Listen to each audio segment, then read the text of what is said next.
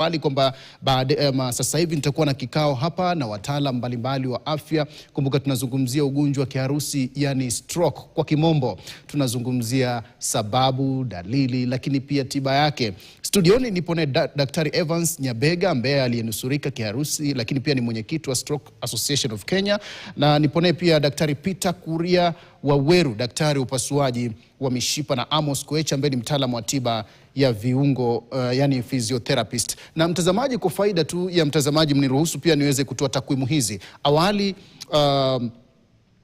watu wengi walidhani kwamba ugonjwa wa kiharusi, yani stroke, ni ugonjwa ambao unawapata watu wazee ama wazee, kwa watu ambao umri wao umesonga, lakini mambo sasa hivi yamebadilika kwamba hata kunao ambao wapo na umri wa chini wanapatwa na ugonjwa huu. Lakini takwimu za shirika la afya duniani WHO zinaonyesha kwamba takriban vifo 30 kwa kila watu 1,100 nchini mwaka 2021. Hiyo ni ripoti ya mwaka 2021, na kuifanya stroke kuwa miongoni mwa sababu 5 kuu zinazosababisha vifo hapa nchini. Nilikuwa naangalia pia kijenda, yani kijinsia. Naona kwamba pia wanawake wapo katika kiwango cha juu zaidi. Wanawake 30 kati ya 1,100 huenda wakawa na uwezekano wa kupata kiharusi, yani stroke, lakini pia wanaume 27 kati ya 1,100 wanawezekana wa kupata kiharusi. Lakini shirika la WHO pia linaonya kwamba kuna uwezekano wa kila mtu nchini kwa asilimia 21 kupata stroke ama kiharusi. Kwa hivyo ni mambo tu ambayo tutakuwa tunazungumza papa hapa ndani ya studio. Na kabla ya kupoteza muda, nije kwako Daktari Kuria Waweru ambaye ni daktari bingwa upasuaji wa mishipa. Tuanze kabisa kujua kitu cha kwanza. Hivi kiharusi ni nini yani? Kiharusi ni nini? Ni ugonjwa ulioje? Kwa dakika kama 2 hivi. Kiharusi ni na kama vile umeelezea vizuri, ni stroke kwa Kiingereza, na ni shida ambayo ni shida ya mishipa ya damu ya ubongo. So unapata kwamba kama vile ulikuwa umetajia hapo mwanzoni, kuna aina mbili. Inaweza kuwa mishipa imefungika, damu ikakosa kwenda kufikia pale kwa zile cells pale mwishowe, ambapo damu inafaa kupeleka chakula, oxygen. Na kuna aina ingine pia ambayo ni damu inavujika kwa kichwa, kwa ubongo. Unapata kwamba sasa kuna pahali ambapo ubongo umeharibiwa na hiyo damu ambayo imevuja. Kwa hivyo kuna hizo aina mbili, na hiyo ndio kiharusi kwa urahisi. Ni shida ambayo ni damu haifikii ubongo pahali inafaa kufanya kazi yake. Kwa hivyo kuna aina mbili jinsi ulivyoeleza za kiharusi. Kuna aina mbili. Sasa hiyo moja ya mishipa haipeleki damu, imefungika. So kuna obstruction, kuna pahali kumefungika. Na kuna aina ingine ambayo ni kutoboka kwa mishipa. Na sasa damu inakuwa inamwagika ndani, nje ya mfumo ambao unahitajika wa kusafirisha au kusambaza damu ndani ya mwili. Sasa nije kwako Daktari Amos Koech ambaye ni mtaalam wa tiba ya viungo, yani physiotherapist. Sasa hapa kuna mishipa. Mshipa huu sasa umepasuka ama hauna ule uwezo wa kufikisha damu mahali ambapo panakusudiwa kufika, ili hata usambazaji wa hewa, oksijeni ndani ya mwili uendelee, lakini pia mambo mengine, majukumu ya mwili yaendelee. Sasa linapotokea tatizo kama hili, moja kwa moja tunasema kwamba ni kiharusi ama kuna tunapimaje ili kujua kwamba kwa kweli ni kiharusi? Asante sana Bwana Sam. Wakati damu zimekosa kufika kwenye ubongo, hivyo basi sehemu zingine za ubongo zinakosa kufanya kazi. Ubongo tunasema kwa Kiingereza kuwa is a control of the whole body. So hivyo basi misuli inakosa kufanya kazi. So inahitaji mazoezi ili ku reignite again, mtu kuweza kutembea au kujifanyia kila kitu ambacho alikuwa anajifanyia kabla ya kupata na kiharusi. Nije kwako Daktari Evans Nyebega ambaye alinusurika kiharusi. Hivi dalili za kwanza kabisa ulizopatana nazo ndiposa ukaamua kwenda hospitali kufanyiwa vipimo na kubaini kwamba ulikuwa na stroke, zilikuwa dalili zipi? Asante mtangazaji. Actually kusema kweli hiyo kitu haikupatii muda. Hiyo kitu ina attack, alafu utachikuta aidha chini or umekufa. So it depends yani how it has attacked you. So like kama mimi okay, ilinipatia mbeleni dalili, lakini I could not see and I could not singesema ndio hiyo nakuja, lakini ni kitu ambayo unaona saa zingine unasema I don't understand, sielewi ni kitu gani, lakini haikupatii muda. Lakini vitu kama kichwa kuniuma, unnecessary, kusahau kitu, mimi naenda kuchukua kitu maybe from the house, kufika hatua kidogo nimesahau nilikuwa nimekuja kuchukua nini.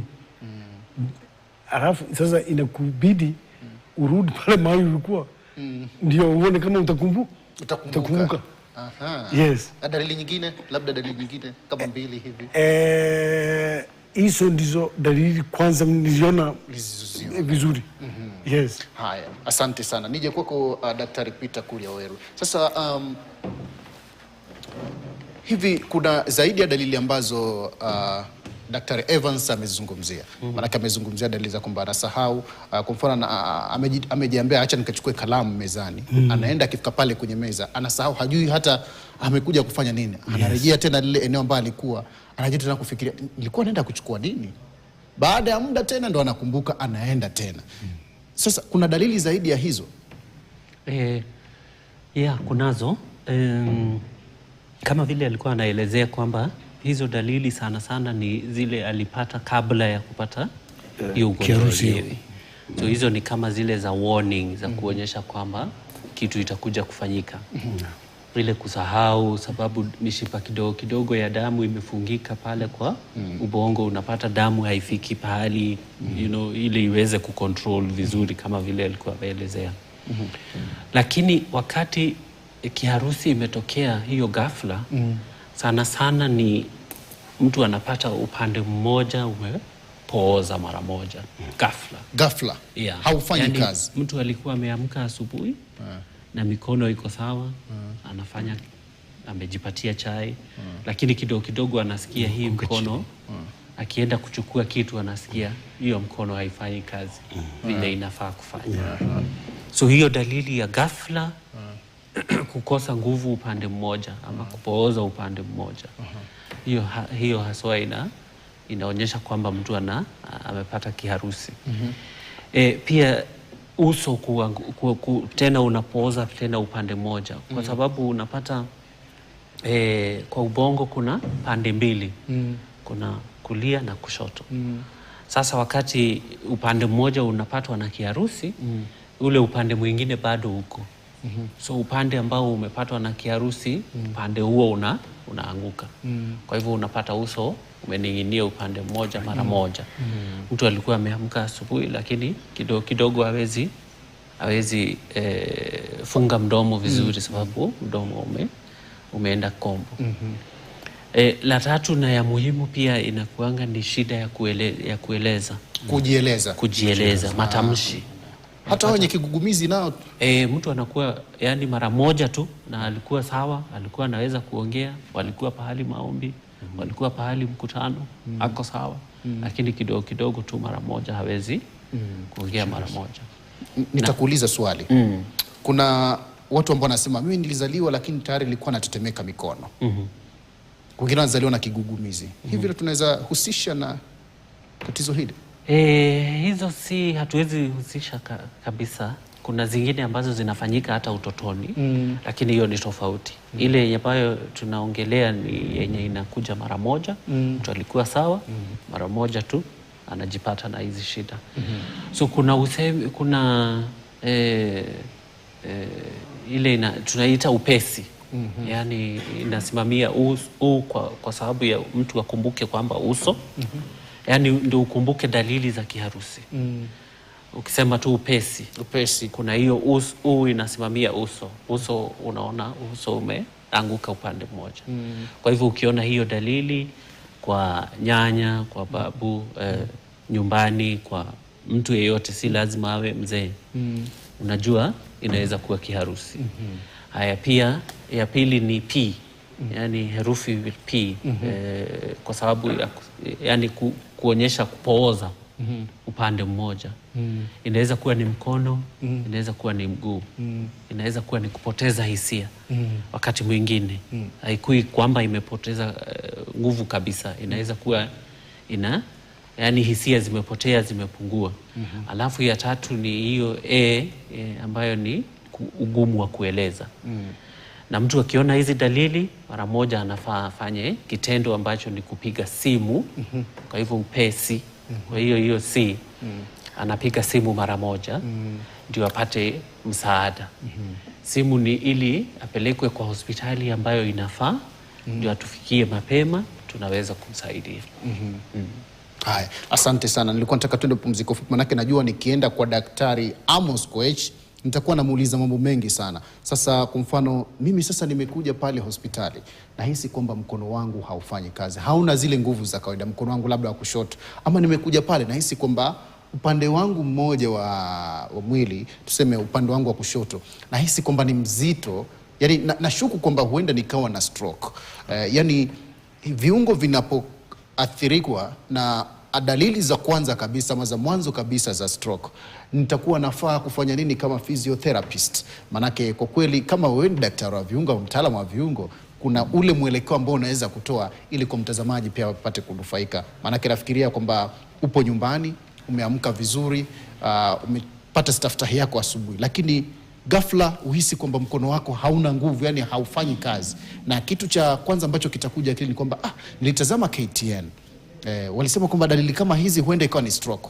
Sasa nikifika pale Daktari Evans, Amos, nikifika pale kwako sasa kama hospitali, kitu gani kinafanywa kwa viungo hivi vyangu vya mwili kama physiotherapist ili kuhakikisha kwamba una manage hali yangu ya matatizo ya viungo vyangu? Manake mmezungumza kwamba inaathiri viungo vya mwili, uso, mikono, na pia ukatoa ufafanuzi wa upusi kama sijakosea, uso, wepesi wa kutafuta tiba, lakini pia na kadhalika. Kwa hivyo tukirejea nitakuwa nakuja kwako Amos Koech ili utuzungumzie hivi viungo. Sasa nimefika pale kwako hospitali, wewe kama mtaalam wa tiba viungo vya mwili, ninaanzia wapi? Unanihudumia vipi ili nione kwamba hali yangu inakuwa imara? Ila kwa sasa mtazamaji, nituruhusu tupate pumziko fupi. Tukirejea zaidi ni mengi zaidi.